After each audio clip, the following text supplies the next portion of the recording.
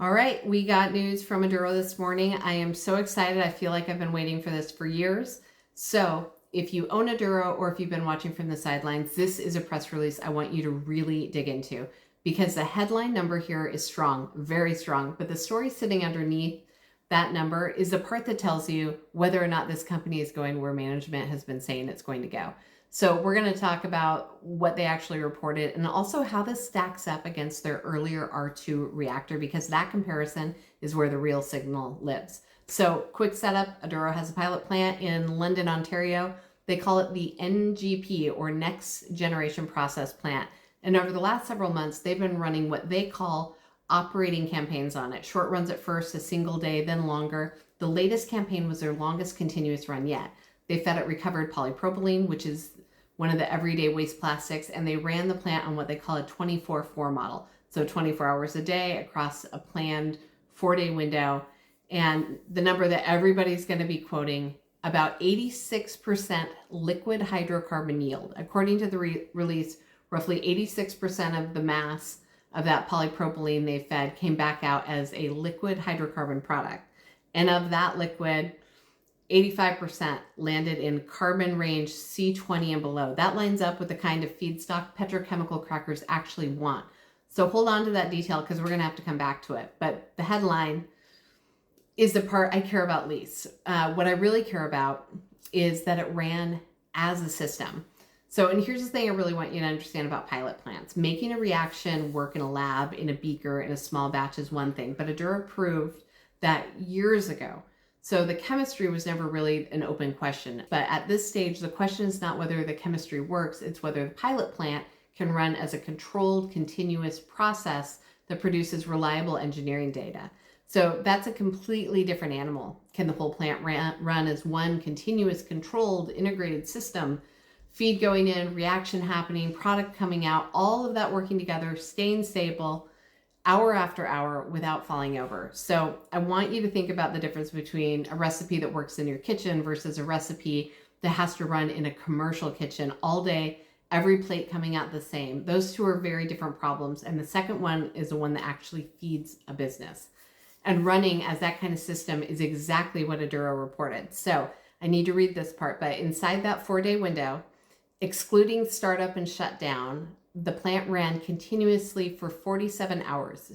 So it reached what engineers call steady state, which just means that everything stabilized and stayed put, reached that in about 12 hours. And then it held that steady state. So 35 hours of stable, continuous, integrated operation. That's the number I would circle. And my favorite detail in the entire release is the team didn't just let it hum along smoothly and call it a win.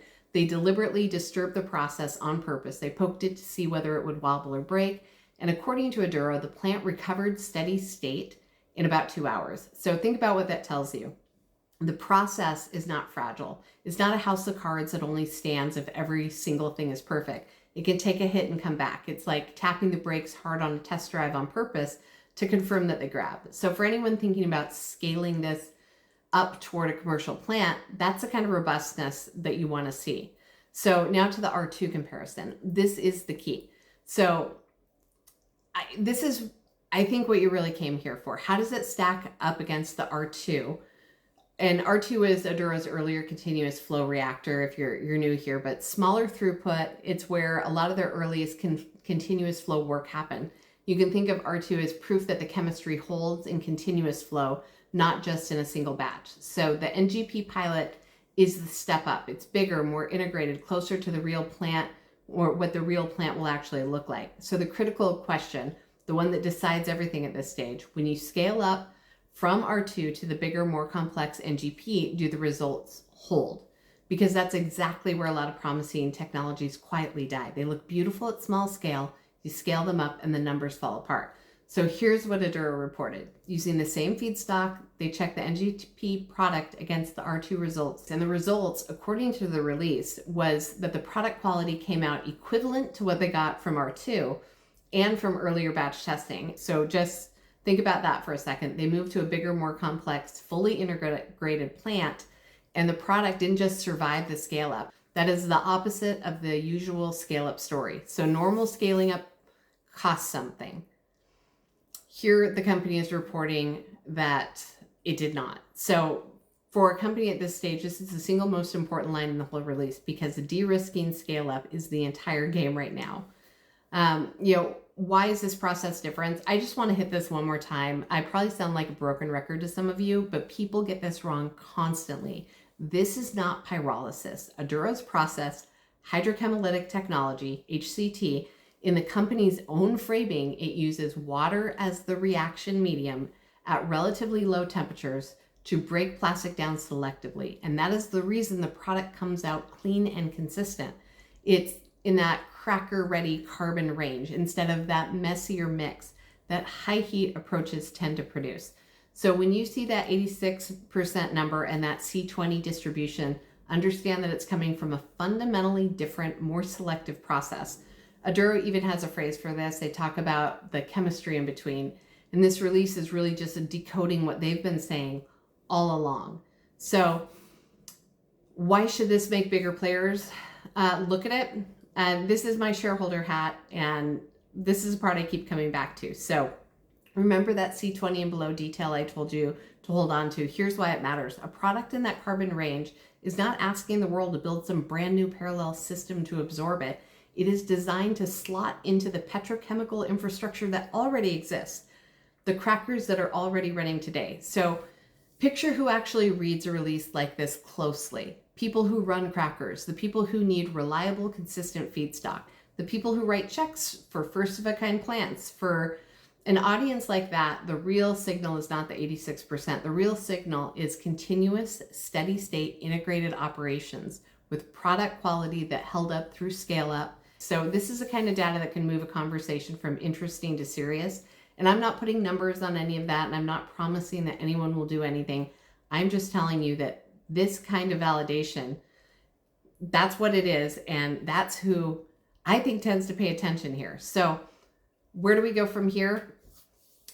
Management's near-term focus is moving from that 24/4 model to sustained 24/7 operations, longer runs, and this part is important, running mixed feedstocks, polypropylene, polyethylene together, because real-world waste is never one clean plastic. It's a mix. So that's the next mountain to climb, and it's the one I will be watching most closely. All of this data is going to feed into the design of their first commercial scale plant, the first of a kind facility, the Folk. Remember, just a few days ago, Aduro brought on Jan Lemons to lead the FOAK project delivery at Chemelot. So this is not data going into a drawer, it's data flowing straight into the plant we are now preparing to engineer and build. So this is a phase shift that I've been talking about, planning, turning into engineering and into construction prep. But let's take a quick step back and look at the whole picture. So they ran the plant continuously for 47 hours. They held steady state for 35. They stress tested it on purpose and it came back to steady state in about 2. So 86% yield. So for a company at this stage, that's about as clean a result as you could reasonably hope for. So the chemistry was never really the question. Whether they could run it as a real continuous scalable process was a question. And this campaign gave a strong answer to that. So I'll be watching for those 24/7 runs and the mixed feedstock data. That's what I'm most focused on right now. But I hope this helped you understand what Aduro is actually reporting. You know what to do. And as always, do your own work, and happy trading.